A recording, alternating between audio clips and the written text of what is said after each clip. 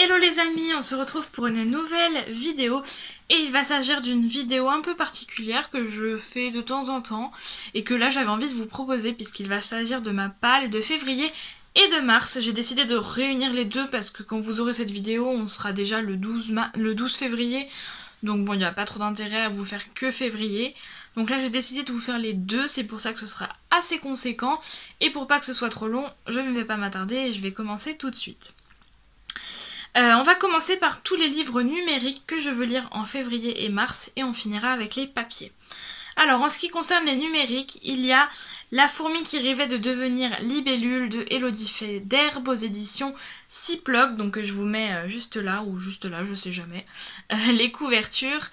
Cette couverture est juste magnifique. Je suis partenaire avec les éditions Cyploc en numérique cette année et donc du coup bah voilà, je commence avec celle-là pour le partenariat et puis le 2 sort incessamment sous peu, donc comme ça je pourrais peut-être enchaîner si j'aime vraiment beaucoup. Je crois que c'est une romance mais j'en sais pas vraiment beaucoup plus, j'ai vu beaucoup de coups de cœur donc ça m'a suffi à le demander. Ensuite, il y a deux lectures que je vais faire en février et mars. Il s'agit de Porteur d'âme, donc le tome 2 et le tome 3. Donc je vous mettrai les couvertures ici de Sarah Juna aux éditions Alter Reel. Le tome 2 que je lis en février et le tome 3 en mars, normalement si tout va bien, puisqu'il sort fin mars.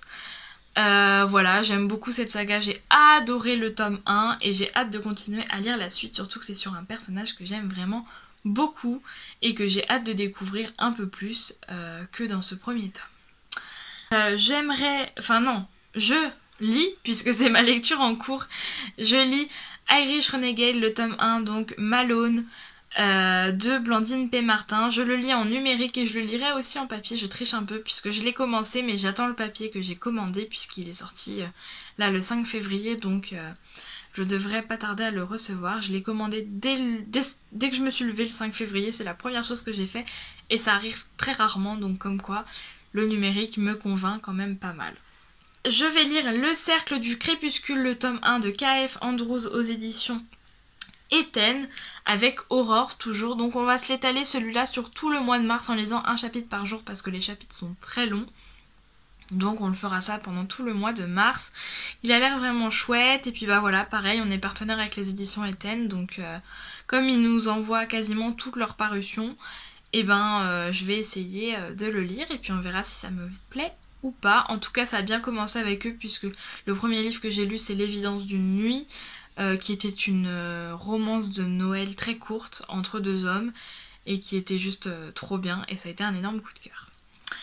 Donc on continue, je lirai aussi en mars cette fois-ci Mission Antidépression de Erika Haribard aux éditions Mec Édition. Là pareil j'ai eu un coup de cœur pour Un Noël hors du commun que j'ai eu en partenariat avec eux puisque je suis partenaire numérique avec eux et du coup Aurore est greffée à mon partenariat et donc on lira toutes les deux Mission Antidépression la première semaine de mars qui a l'air vraiment chouette. Je crois que c'est une fille qui vient de se faire larguer et elle va tout faire pour ne pas justement déprimer et faire plein d'activités il me semble. Je ne sais pas, on verra bien, en tout cas ça me tente pas mal et la couverture est juste trop canon. On continue avec un livre encore de chez les éditions Eten puisqu'on lira avec Aurore Ma drôle de photo de toi qui est une romance MM il me semble de Tess Ansu, je ne sais pas comment on dit, excusez-moi. Et il a l'air vraiment pas mal, pareil il est assez gros donc il me semble qu'on s'est mis 2 chapitres, pas plus parce que... il est assez gros. Il est assez court mais les chapitres sont très longs donc pour pas se lasser on le mettra sur plusieurs jours et je crois qu'on l'a mis sur une semaine au mois de mars. Ensuite on continue pareil avec les éditions Cyploc que je vous ai déjà montré avec La fourmi en début de vidéo. Et je lirai Les Immortels de Amanda Bile, donc aux éditions Cyploc, le tome 1. On m'a envoyé le tome 1, 2 et 3 puisque le tome 4 il me semble sort en septembre. Donc comme ça je peux les lire si ça me plaît. Et puis lire le tome 4 quand il sortira. En tout cas ça me tente vraiment beaucoup. Il me semble qu'on est sur des vampires mais je veux pas dire de bêtises. Donc je vous laisserai aller checker le résumé en barre d'infos. On continue avec le dernier livre numérique que je lirai en février ou mars. Là en l'occurrence c'est en mars. Et il s'agit de À jamais lié de Sina Pratt. Pareil, je suis en partenariat désormais avec l'autrice elle écrit en auto-édition. Et du coup elle m'a envoyé le premier livre de notre partenariat et donc on verra si ça me plaît ou pas en mars. Enfin, je vous le montre avec une petite photo, mais c'est un livre papier parce que je ne l'ai pas sous la main, je l'ai oublié chez mes parents et ils me le ramènent demain pour tout vous dire. Donc pour vous, il sera déjà là quand vous verrez la vidéo, mais je ne l'ai pas avec moi, je l'ai oublié. Et c'est ma lecture en cours aussi, puisque j'ai 3 lectures en cours, je vous montrerai l'autre après. Et il s'agit de L'Ordre des Sorciers, donc le tome 1 de Amélie Janot que j'ai en papier et qui a l'air vraiment top, la couve est trop belle. En plus l'autrice elle est trop sadique, parce que au début de son livre elle a mis toutes les couves de tous ses romans et du coup j'ai envie de tous les avoir maintenant. Donc c'est un peu terrible, j'espère que je vais aimer. Pour l'instant ça se lit vite, c'est tout ce que je peux vous dire, puisqu'il me semble qu'on a lu... cinquantaine ou centaine, même pas centaine de pages avec Aurore et donc voilà, oui je dis souvent avec Aurore, dites-vous que 50% de mes lectures je les lis en LC avec elle, et en plus quand c'est des auteurs édités, auto-édités et quand c'est des auteurs qui nous envoient toutes les deux le livre en général, on le lit toutes les deux, ça c'est sûr. On va donc passer au livre papier. Je suis en train de lire Archibald Sky, le tome 2, Les pandas sans bambou sont-ils des tueurs à gages? Et donc forcément il est dans ma pile à lire de février puisque c'est ma lecture en cours, donc de Jupiter Phaeton en auto-édition. Et pour l'instant j'adore. Écoutez, c'est le tome 2, je suis à la page 120, donc le but est de le finir aujourd'hui, il en fait 330. Normalement on devrait pas trop avoir de problème parce que quand je vous prends on est dimanche. Et il est 15h30, 16h, donc jusqu'à ce soir j'ai travaillé ce matin, je me suis levée tôt exprès. Donc normalement, il n'y aura pas de souci pour le terminer. Et puis Archie est juste génial, j'adore son meilleur ami, j'adore. Ensuite, j'aimerais, mais celui-là, il est un peu en stand-by, si vraiment je suis dans un bon élan, que j'ai fini toutes mes lectures et que j'ai du temps, je le prendrai, j'aimerais vraiment beaucoup parce que ça me manque. J'aimerais lire un Victoria Lace, donc le tome 2 de Renegade, et ce sera Joaquin. J'ai déjà lu en vrai du Victoria Lace puisque j'ai lu Chastity au mois de janvier, ou au mois de décembre, non, au mois de janvier, et l'autre c'était au mois de novembre je crois, donc bref. Et donc j'ai déjà lu La Plume de l'autrice puisque c'est la même qui est écrite en bitlit et en romance, mais là j'ai envie de retourner dans les Renegades et j'ai envie de retrouver tous mes petits personnages chouchous, dont Joaquin, même si Joaquin c'est pas celui qui m'a le plus marqué. Forcément dans le tome 1 c'était pas lui qu'on suivait, c'était Pax et Nate, et Pax et Nate sont les amours de ma vie, donc j'ai très hâte de continuer à lire cette saga. Bon après c'est écrit en général très gros, ça se lit à une vitesse, enfin en 3 jours c'est plié, c'est sûr et certain. Donc j'ai hâte de voir si j'aurai le temps de le lire ou pas. Ensuite, tout le reste c'est sûr, c'est programmé, ça va être lu. Si c'est pas lu fin mars, ce sera début avril, mais normalement, il y a vraiment peu de chances que ce soit pas lu.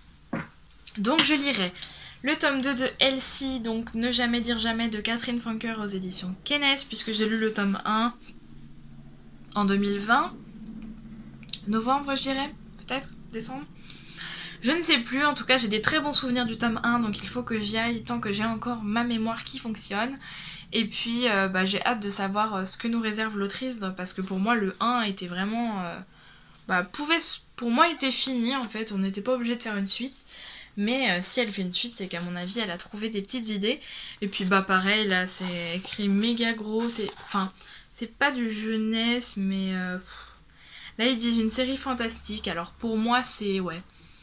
fantastique horreur entre guillemets, puisque dans le tome 1 on suivait Elsie qui est une jeune fille toute petite au début quand ses parents déménagent, et elle est triste de pas avoir d'amis de son âge, et au final la voisine d'en face va sympathiser à la base avec ses parents et va commencer à la garder de temps en temps, et puis ensuite Elsie va grandir et puis sympathiser avec cette vieille dame qui s'appelle Francine, jusqu'au jour où, je crois que c'est à ses 16 ou 17 ans, quand elle va rentrer, Francine est décédée. Et il y a les pompiers devant sa maison, etc. Et du coup, elle va être hyper triste parce que pour elle, c'était vraiment une amie, cette vieille dame. Et elle va tout faire pour essayer de lui parler et elle va acheter une planche de Ouija.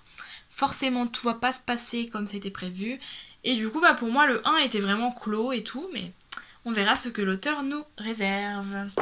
Ensuite je lirai, c'est pas dans l'ordre du tout hein, par contre là pour le coup, je lirai Mona Harker, le tome 1, un pour taper sur l'autre, donc de Charlotte Munich que j'ai reçu. Ça fait trop longtemps, c'est abusé. Je l'ai reçu, ouais, le 28 septembre. Donc comme quoi, ça fait vraiment très longtemps. Enfin, le 28 septembre, elle l'a signé, donc on va dire que je l'ai eu début octobre. Donc novembre, décembre, janvier, février, mars. Ça fera quasiment 5 mois que je la fais attendre quand je le lirai.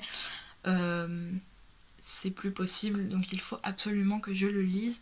D'ailleurs, je dis ça, mais en fait, ça se trouve, c'est en février que je le lis, donc ça fera 4 mois. Mais ça fait vraiment trop longtemps, puis en plus, il me tente trop. Mais j'avais toujours autre chose qui passait avant, mais là, c'est terminé. Il est programmé. Ensuite, donc là, un livre qui passe en mars, par contre. Il s'agit de Nous serons les derniers de ECM Autrice, donc qui est en auto-édition. On est sur une romance young adulte. Ah non, même pas. Je dis des bêtises. C'est post-apo.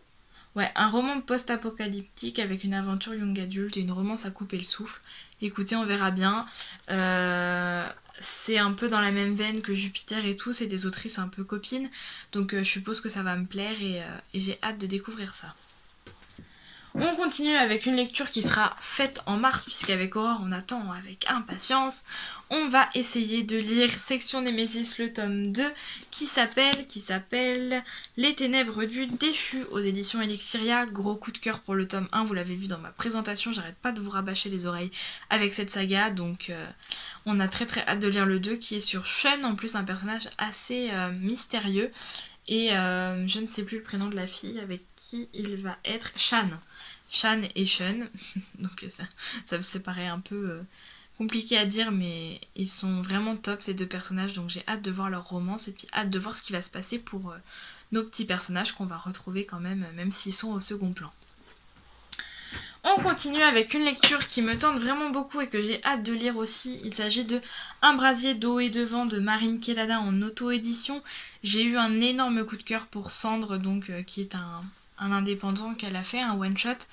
J'aurais aimé qu'elle nous crée une saga parce que c'était vraiment super chouette. Je suis désolée, j'ai mal au bras, ça fait 2 vidéos que je fais là. Et je ne sais plus comment me mettre. C'était vraiment chouette quand elle a fait Cendre. J'ai accroché au personnage, l'univers était dingue, je m'y attendais pas du tout à la fin et elle m'a transportée. Donc j'ai vraiment hâte de voir, même si dans celui-là ça a l'air assez différent. Il me semble qu'on est par quelqu'un qui est assez obsédé par la mer, et donc ça a l'air vraiment chouette. Et puis ce sera lu la première semaine de mars parce qu'il faut que je rende mon avis pour le 8, donc ce sera lu rapidement. On continue avec une lecture qu'on s'est mis en mars avec Aurore.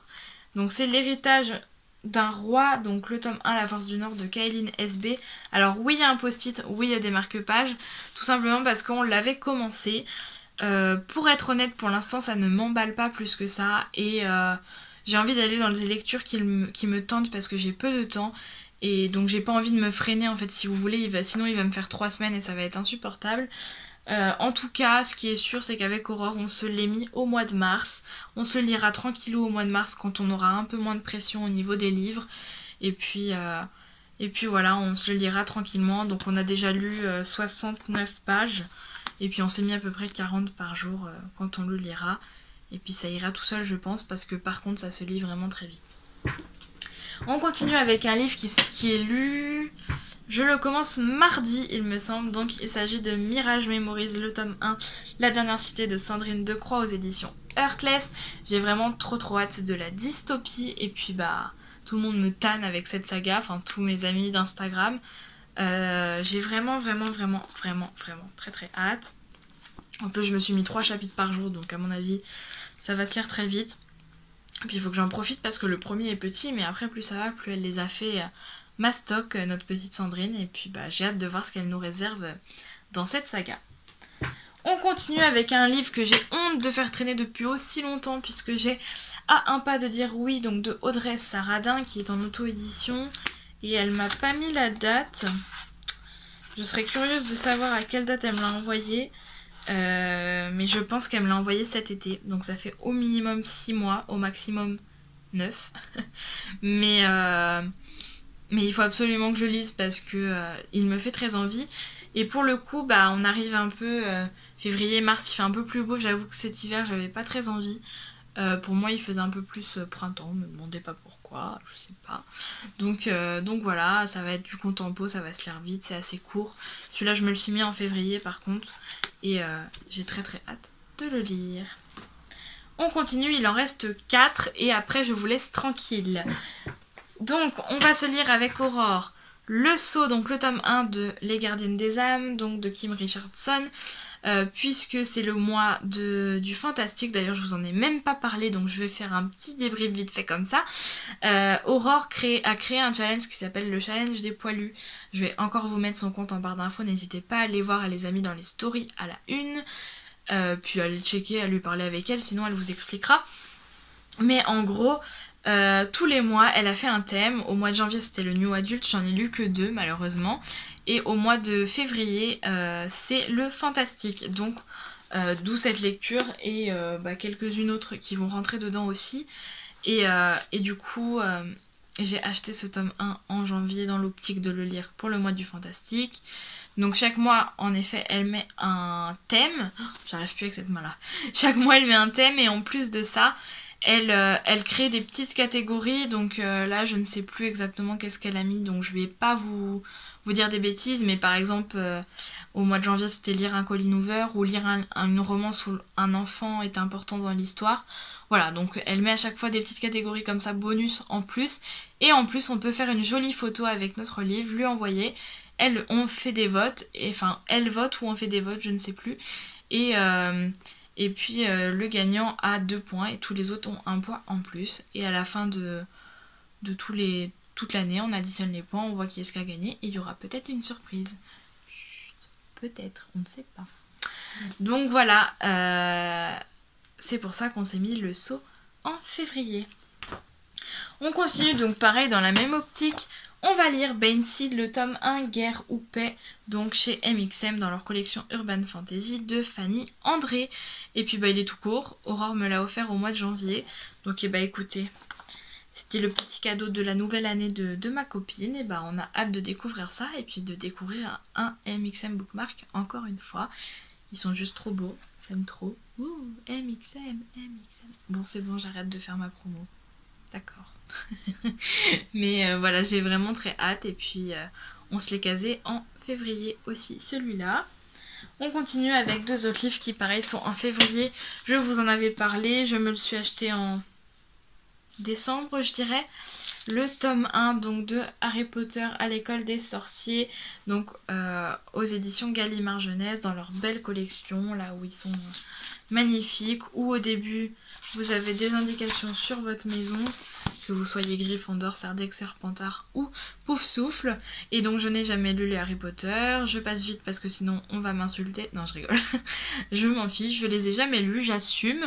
Et puis peut-être que ce que je vais faire c'est que je les lirai et que je me materai le film ensuite. Parce que voilà, j'ai trop envie, ça va être super cool. Et peut-être qu'après on s'en fera un assez souvent, vu qu'il y en a 7, et peut-être qu'à la fin de l'année on les aura tous lus. Ce serait vraiment chouette. Et enfin, donc là c'est parce que je fais un live avec l'autrice le 7 mars. Je vais d'ailleurs en parler juste après sur Instagram, donc vous aurez peut-être vu passer l'info. Je vais lire le tome 2 de The Cupidon Brothers, donc Caleb de Estelle Evry, parce que le 7 mars on fait un petit live avec l'autrice pour la sortie du tome 3. Et puis comme j'ai beaucoup aimé le tome 1, même si c'était pas un coup de cœur, j'ai vraiment aimé les personnages et j'ai eu l'impression de me retrouver dans Lucifer, qui est une de mes séries télévisées préférées de chez préférées de toute la terre de l'univers. Donc du coup, j'avais vraiment beaucoup aimé. Et là j'ai hâte de découvrir Caleb, qu'on ne connaît pas du tout ou très peu, parce que j'en ai aucun souvenir dans le tome 1. Donc j'ai hâte de savoir qui c'est et puis avec qui il va être, puisque en général il y a une petite romance quand même dedans. Je regarde mais non, il n'y a pas marqué. Ou alors il y a marqué et j'ai pas vu. Priyanka. C'est ça, Priyanka. Ce sera Priyanka et Caleb.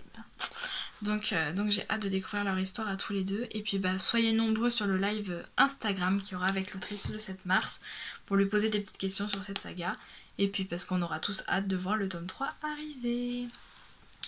Et voilà, c'en est tout. Je n'ai pas compté combien de livres j'avais mis sur les 2 mois, mais il doit y en avoir une dizaine par mois parce que maintenant c'est mon rythme. Je suis à peu près à 2-3 livres par semaine, ce qui est largement assez, ce qui est très, je vais dire très plaisant, mais non, très satisfaisant, puisqu'avant, quand j'étais au lycée, je dirais que je lisais un livre, allez, 2 grands livres par mois.